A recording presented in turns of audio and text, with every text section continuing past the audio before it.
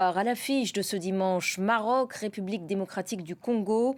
Le match est en train de s'achever. On va rejoindre à Abidjan notre envoyé spécial Cédric Ferra. Bonjour Cédric. On en est donc à un partout dans ce match.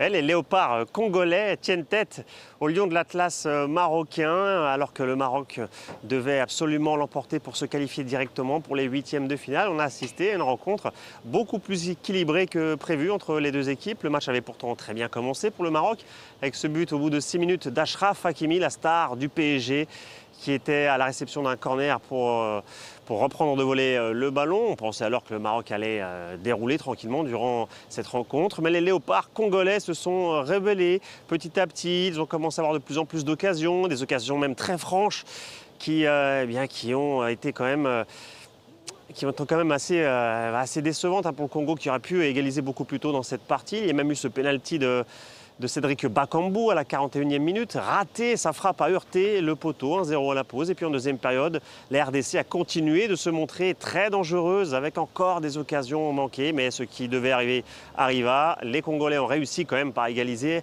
à environ un quart d'heure de la fin par Silas, l'attaquant entré en jeu. Et dans la foulée, nouvelle occasion énorme pour la RDC de prendre l'avantage, de renverser le scénario de cette rencontre.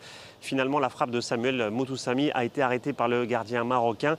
Jusque dans les derniers instants de cette rencontre, ça a été indécis. Mais pour le moment, il y a encore match nul un partout entre les deux équipes. Un résultat qui n'arrange personne, puisque le Maroc et la RDC devront jouer leur qualification lors de la lors du troisième et dernier match de cette phase de groupe. Et on apprend que le match vient de s'achever donc sur un match nul, un partout, comme vous le disiez. Cédric, merci infiniment pour toutes ces précisions. Et